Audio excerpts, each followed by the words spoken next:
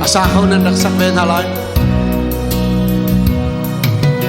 trong phố vang đi cô là em nô ria ye càng tin là sinh mô ye nung cha lên tên xia kinh zar môi ăn bò hình tên dài vô rin tai đi ăn nồi căn vang lại hun lệ đi gió tên căn râm ta đã lan xe ly phẩm đại ria bộ trắng đi là căn sắc roa chính lên năm ta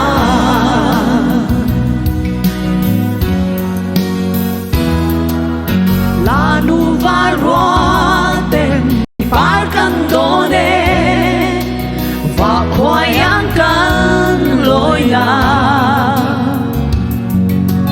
càng tin qua tin dầu phải lên giống thế ya suy lung roa tên ô trôi dẻo nặng dễ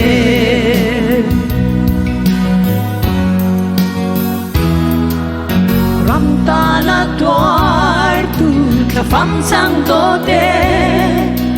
tìm đi ôm thấy xì lâu lung tu par vơi lại chú mấy tu hi càng ai ngắm lâu thì lại đúng gạo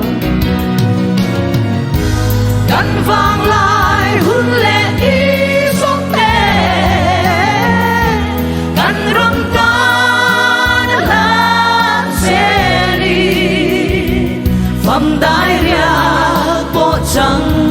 y là căn sắc roa mi dấu râm ta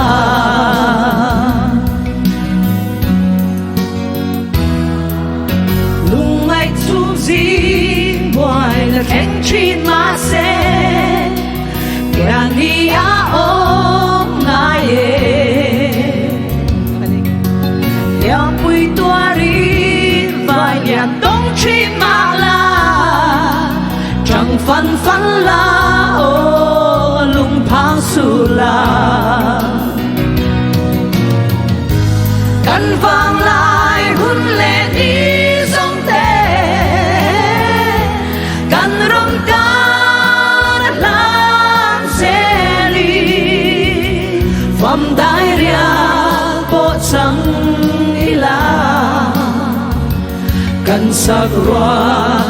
chỉ lên râm ta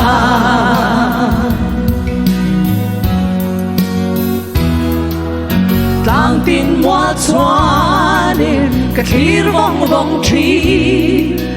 cảm mà ngay chín râm ta riêng đây tên núi nhà và ai tuan lên na ôi ca noa mê ô căn rắm môi hi căn vang lại hun lệ đi xuống tên căn râm ta đã lan xe đi phẩm đại ria bộ trắng y là căn sắc roa mi dấu râm ta phẩm đại ria bộ trắng y là căn sắc roa chỉ lên râm ta